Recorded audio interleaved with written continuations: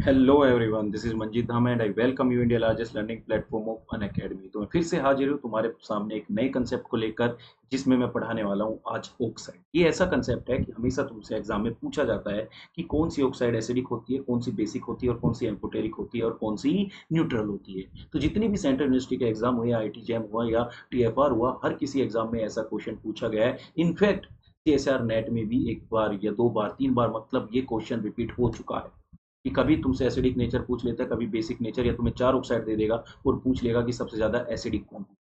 तो आज की क्लास में हम सीखने वाले हैं कि ऑक्साइड्स का नेचर क्या होता है, कौन सी एसिडिक होती है, कौन सी बेसिक होती है।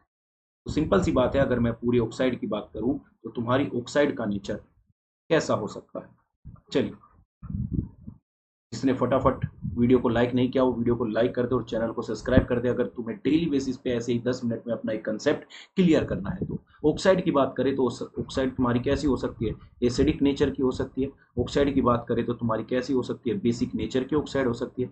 ऑक्साइड तुम्हारी न्यूट्रल भी हो सकती है कि नहीं। और अगर ऑक्साइड की बात करें तो तुम्हारी ऑक्साइड एम्फोटेरिक भी हो सकती है। क्लियर है कि नहीं। अगर मैं ऑक्साइड की बात, एसिडिक ऑक्साइड की बात करूं तो इसकी जो पीएच होगी वो लेस देन 7 होगी, राइट और रॉन्ग। जो बेसिक ऑक्साइड की बात करें तो इसकी पीएच ग्रेटर देन होगी। अगर न्यूट्रल ऑक्साइड की बात करें तो पीएच इज इक्वल टू क्या होगी, 7। और एम्फोटेरिक ऑक्साइड में वो दोनों की तरह बिहेव करता है, एसिडिक ऑक्साइड और तुम्हारा बेसिक ऑक्साइड। तो इस केस में तुम्हें ऑक्सीडेशन स्टेट भी देखनी पड़ेगी, सब कुछ देखना पड़ेगा। या मैक्सिमम जितने भी एम्फोटेरिक ऑक्साइड के क्वेश्चन आते हैं वो तुमसे हमेशा क्वेश्चन में यही पूछता है कि which one is amphoteric oxide, right. Clear है। अब देखिए, जितनी भी ये ऑक्साइड है हमने इनको कैरेक्टराइज तो कर दिया कि एसिडिक, बेसिक, न्यूट्रल, एम्फोटेरिक, लेकिन ये सारी की सारी डिपेंड करती है तुम्हारे एलिमेंट के ऊपर। तो अगर मैं पीरियोडिक टेबल में एलिमेंट की बात करूं तो हमारे पास क्या होते हैं, मेटल, नॉन मेटल और मेटेलोइड।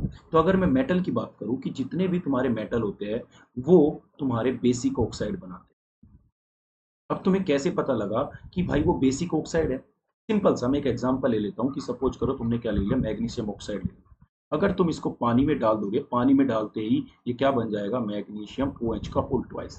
तो तुम्हें सिंपल सा नजर आ रहा है कि या कि ये किसकी तरह बिहेव कर रहा है, बेसिक ऑक्साइड की तरह, क्योंकि इसमें जो यूनिट प्रेजेंट है वो OH यूनिट पर।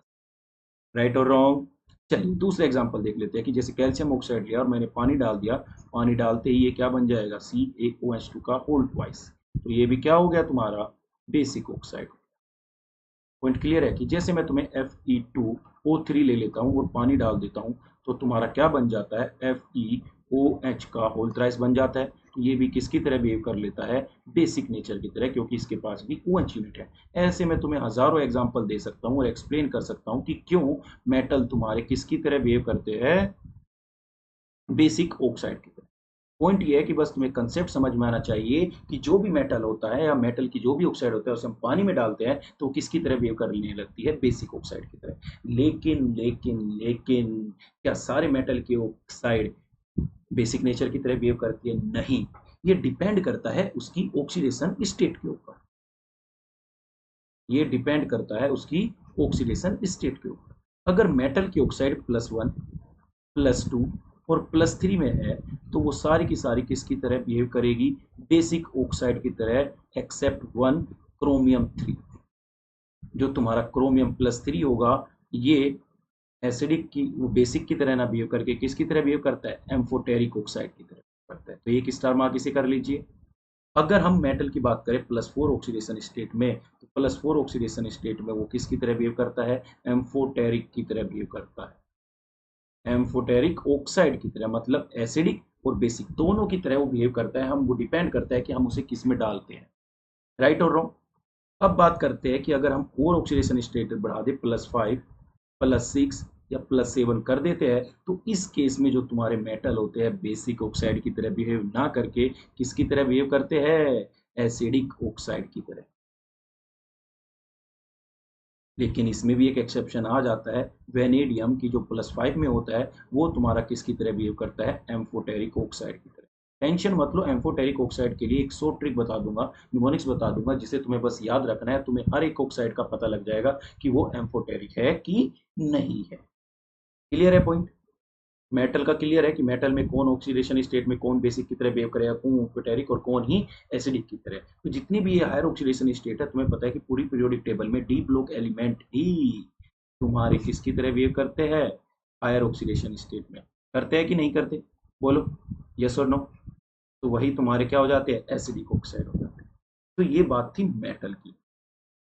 अगर मैं आगे बढ़ता हूं तो मुझे मिलते हैं नॉन मेटल, मिलते हैं कि नहीं। तो नॉन मेटल में दो चीजों में चीजें डिवाइड हो जाती है कि जितने भी नॉन मेटल होते हैं वो तुम्हारे एसिडिक ऑक्साइड की तरह बिहेव करते हैं, राइट। लेकिन इसमें एक कैटेगरी और आ जाती है कि कुछ नॉन मेटल ऐसे होते हैं जो तुम्हारे न्यूट्रल ऑक्साइड की तरह बिहेव करते हैं, राइट और रॉन्ग। तो न्यूट्रल ऑक्साइड में एक तो आ जाता है CO, एक आ जाता है CO2, एक आ जाता है NO, CO2 नहीं सॉरी, CONO, N2O, और तुम पानी भी डाल सकते हो क्योंकि ये जब न्यूट्रल की तरह बिहेव करता है तो इनकी जो पीएच होती है 7 होती है। बोलो यस और नो। अरे कोई दिक्कत है अब तक। बस इन जितनी भी ऑक्साइड मैंने बताई है इनको तुम्हें याद रखना है कि ये सारी की सारी न्यूट्रल ऑक्साइड है। बाकी जो भी नॉन मेटल होता है वो सारे के सारे किसकी तरह बिहेव करता है, एसिडिक ऑक्साइड की तरह। तुम कहोगे सर मजा नहीं आया हमें, तो बताइए प्लीज थोड़ा और डिटेल में एक्सप्लेन करें। तो बिल्कुल, तुम कोई भी नॉन मेटल उठा के देख लो और उसे पानी में डाल के देख लो, तो पानी में डालते ही वो क्या बन जाएगा, H2CO3। तुमने SO3 लिया, तुमने पानी में डाला, पानी में डालने के बाद वो क्या बन गया, H2SO4।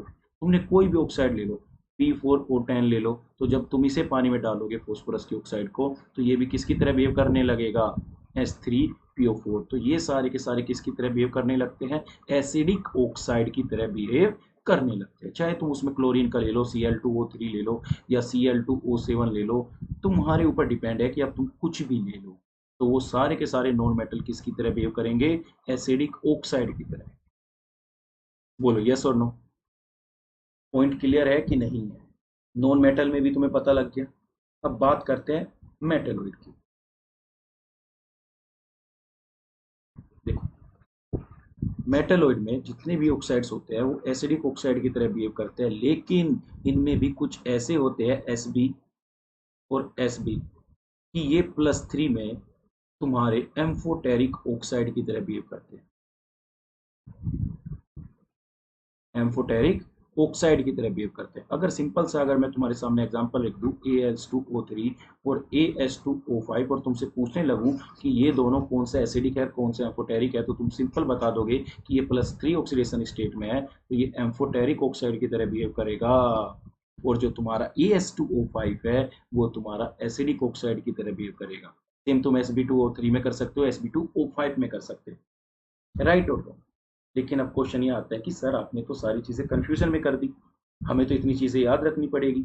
लेकिन याद रखने की कोई जरूरत ही नहीं पड़ेगी, क्योंकि जो मैं तुम्हें 100 ट्रिक बताने वाला हूँ याद रखने की, तो उसको याद रखिए। देखो, अगर तुमसे पूछ लिया जाए कि एम्फोटेरिक ऑक्साइड कौन कौन सी है, तो सिर्फ 10 एलिमेंट ऐसे हैं जो एम्फोटेरिक ऑक्साइड शो करते हैं, बाकी और भी है। लेकिन तुम्हारा 10 में काम चल जाएगा, तुम्हारे इनसे 10 में से ही क्वेश्चन आएगा, बाकी और किसी से नहीं पूछे। तो उनमें क्या हो गया,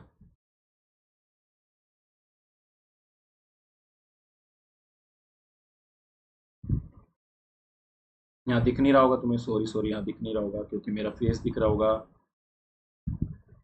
राइट। तो मैं इसको आगे लिख देता हूँ, एम्फोटेरिक ऑक्साइड। इस पेज को छोड़िए, इस पेज से नेक्स्ट पेज पे ही मैं लिख देता हूँ। आइए,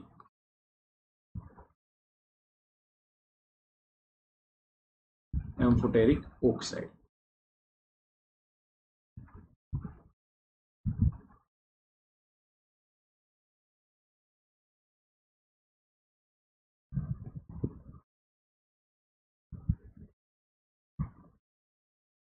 सिंपल सी बात है, एलिमेंट गिनो 1 2 3 4 5 6 7 8 9 10, मतलब ये 10 एलिमेंट है, और ये 10 एलिमेंट किसकी तरह बिहेव करते हैं, एम्फोटेरिक ऑक्साइड की तरह। लेकिन इसमें एक चीज तुम्हें याद रखनी है कि जब आर्सेनिक +3 में होगा और Sb +3 में होगा और क्रोमियम +3 में होगा, तभी वो एम्फोटेरिक ऑक्साइड की तरह बिहेव करेगा, और वेनेडियम तुम्हारा +5 में होगा। तो इन चारों की ऑक्सीडेशन स्टेट याद रखना, क्योंकि इनमें तुम कंफ्यूज हो जाओगे। इसमें V2O3 भी दे सकता है, तुम्हें V2O3 भी दे सकता है और V2O5 भी दे सकता है। तो जो V2O5 होगा वो तुम्हारा एम्फोटेरिक ऑक्साइड की तरह बिहेव करेगा। क्लियर है कि नहीं है। और जो V2O3 होगा, 3 दूनी 6, 6 और +2 कितने हो गए, +3 ऑक्सीडेशन स्टेट। तो ये किसकी तरह बिहेव करेगा, बेसिक ऑक्साइड की तरह बिहेव करेगा। राइट और रॉन्ग, क्लियर है पॉइंट। तो याद रखने का तरीका क्या है, इसको बस इस तरीके से याद रखना है कि जनाबे अली ने बेकार गाया, बेकार गाया पंजाबी सॉन्ग, ठीक है, बेकार गाया पंजाबी सॉन्ग, आओ सब, आओ सब वाही करें। देख रहे हो, सिंपल सी है। जनाबे अली का मतलब क्या हो गया, जिंक। अली का मतलब क्या हो गया, एल्यूमिनियम। ने का कोई मतलब नहीं है, सिर्फ लाइन को जोड़ने के लिए। बेकार का मतलब क्या हो गया, बेरिलियम। गाया का मतलब गैलियम। पंजाबी का मतलब पीबी। सोंग का मतलब क्या हो गया, एसएन। आओ सब मतलब आर्सेनिक, या आज सब लिख सकते हो तुम, आज सब वाही करे, आज सब वाही करे, आज भी लिख सकते हो, कैसे भी याद कर सकते हो, आज सब एस बी वाही करे। सिंपल सी बात है। तो अब तुम्हें कोई भी ऑक्साइड दे, कोई भी दे, किसी भी फॉर्म में दे, तुम easily amphoteric oxide, acidic oxide, basic oxide बता सकते हो। साथ ही अगर तुम्हें तीनों ऑक्साइड दे देता है और तुमसे पूछ लेता है कि कौन सी सबसे ज्यादा एसिडिक होगी, वो भी तुम बता सकते हो। तो देखना, जिंक में अगर बात करें तो ZnO यही पॉसिबल होती है। एल्यूमिनियम की बात करें तो Al2O3 यही होती है। बेरिलियम में Be होती है। गैलियम में Ga2O3 हो जाती है। पीबी में दोनों ऑक्साइड हो सकती है, PbO एंड PbO2। ऐसे ही सेम इसमें SnO या SnO2। तो कोई भी ऑक्साइड अगर तुम्हें गिवन है किसी भी ऑक्सीडेशन स्टेट में, इनके लिए तुम सिंपल एम्फोटेरिक ऑक्साइड लगा सकते हो। तो एम आई क्लियर और नोट, बोलिए पॉइंट क्लियर है कि नहीं है। तो अब तुमसे ऑर्डर चाहे कोई भी अरेंज करना आ जाए, या कोई भी तुमसे कुछ पूछ ले, जैसे मैं क्वेश्चन के तौर पे तुमसे पूछ लूं कि which one is neutral oxide. तो न्यूट्रल ऑक्साइड का मतलब कि जिसकी पीएच 7 होगी। ऑप्शन तुम्हें क्वेश्चन में जैसे गिवन दे दिए कि पहले दे दिया कैल्शियम ऑक्साइड, बी तुम्हें दे दिया कॉपर ऑक्साइड, सी तुम्हें दे दिया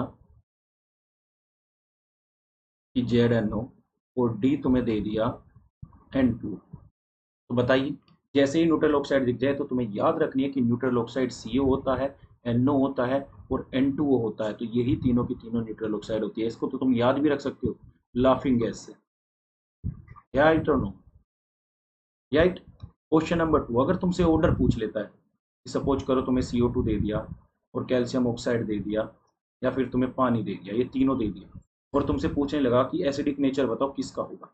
तो तुम्हें सिंपल सी बात है, सबसे पहले पहचान लेना कि पानी है तो पीएच इक्वल टू क्या होगी, 7। राइट। कैल्शियम ऑक्साइड है तो ये मेटल है, इसका मतलब इसकी जो पीएच होगी क्या होगी, ग्रेटर देन 7। ये CO2 है जो कि नॉन मेटल है, इसकी पीएच क्या होगी, लेस देन 7। अरे होगी कि नहीं होगी, तो जब लेस देन 7 होगी तो सबसे ज्यादा एसिडिक क्या हो गया, CO2। राइट। फिर उसके बाद क्या आ जाएगा, पानी, और उसके बाद क्या आ जाएगा, कैल्शियम ऑक्साइड। तो तुम किसी भी तरीके से ऑर्डर लगा सकते हो। राइट और रॉन्ग। तो वीडियो तुम्हें कैसा लगा, जितने भी क्वेश्चन आएंगे सारे तुम्हें इसी बेसिस पे आएंगे, या तो न्यूट्रल ऑक्साइड या एम्फोटेरिक ऑक्साइड, या फिर तुमसे ऑर्डर अरेंज करना पूछ लेता है। तो घबराने की बात नहीं है, तुम्हें मैंने पीएच समय सब कुछ बता दिया है। तो अब कोई भी क्वेश्चन एग्जाम में आए या प्रीवियस ईयर में जब भी तुम उठा के देखोगे कोई भी क्वेश्चन मिल जाता है तो तुम इजिली उस पर राइट टिक कर सकते हो। तो वीडियो कैसी लगी, जरूर इस वीडियो को शेयर करें, अपने दोस्तों को बताएं, और अपने कंसेप्ट डेली एक एक क्लियर करते हुए चले। और जो बच्चा ये चीज़ें डिटेल में पढ़ना चाहता है प्लीज़ मेरा कोड यूज़ करें, MDD10। MDD10 जैसे ही तुम कोड यूज़ करोगे तुम्हें 10% डिस्काउंट मिलेगा। और तुम्हें पता है कि अनअकैडमी पे कितनी अच्छी एजुकेशन होती है, इंडिया के टॉप मोस्ट एजुकेटर आपको पढ़ाते हैं। अगर आपको डिटेल में सारी चीज़ें पढ़नी है तो तुम इजीली देख सकते हो कि तुम कोई भी सब्सक्रिप्शन ले सकते हो। अगर तुम 3rd ईयर में हो तो तुम्हें 12 मंथ का लेना चाहिए। अगर तुम 3rd ईयर में हो तो तुम 12 मंथ का सब्सक्रिप्शन जरूर लेना, क्योंकि 3rd ईयर में होने के बाद तुम्हें 1 साल पूरा मिलेगा, और इसमें कुछ ज़्यादा पेमेंट नहीं करनी, इसमें कुछ ज़्यादा पेमेंट नहीं करनी। 10% डिस्काउंट मिलेगा। 10% जैसे ही तुम्हें डिस्काउंट मिल जाएगा तो तुम्हारा अप्रोक्स कितना हो जाएगा, 10K में हो जाएगा। जो BSc फर्स्ट ईयर में है, 2nd ईयर में उन बच्चों को बोलूंगा कि वो IIT जैम के साथ साथ अपनी BSc के पेपर में भी अच्छा कर सकते हैं, उनका अलग ही लेवल बढ़ जाएगा। जैसे वो कोचिंग लेंगे और बाद में जब कॉलेज में पढ़ेंगे तो उन्हें उनके पेपर में भी कोई प्रॉब्लम नहीं आएगी। तो फटाफट MDD10 कोड यूज करिए और प्लस सब्सक्रिप्शन में जुड़ जाइए। अनअकैडमी प्लस का फायदा उठाने के लिए तैयार हो जाइए। तो जिस जल्दी से फटाफट वीडियो को शेयर करो। अनअकैडमी पे मुझे फॉलो करो, डिस्क्रिप्शन में लिंक होगा मंजीत डी, मुझे फॉलो करना मत भूलिए क्योंकि डेली फ्री लाइव क्लासेस मैं अनअकैडमी प्लेटफॉर्म पे लेता हूँ। टेलीग्राम ग्रुप है, ज्वाइन करो। और लास्ट में चैनल को सब्सक्राइब करना और बेल आइकन दबाना बिल्कुल मत भूलना। जब इतना आ ही गए हो और वीडियो कैसी लगी है तो उसको लाइक एंड शेयर ज़रूर करें। चलिए नेक्स्ट वीडियो में फिर मिलेंगे एक नए कंसेप्ट के साथ जो तुम्हें 10 मिनट में परफेक्ट बना देगा।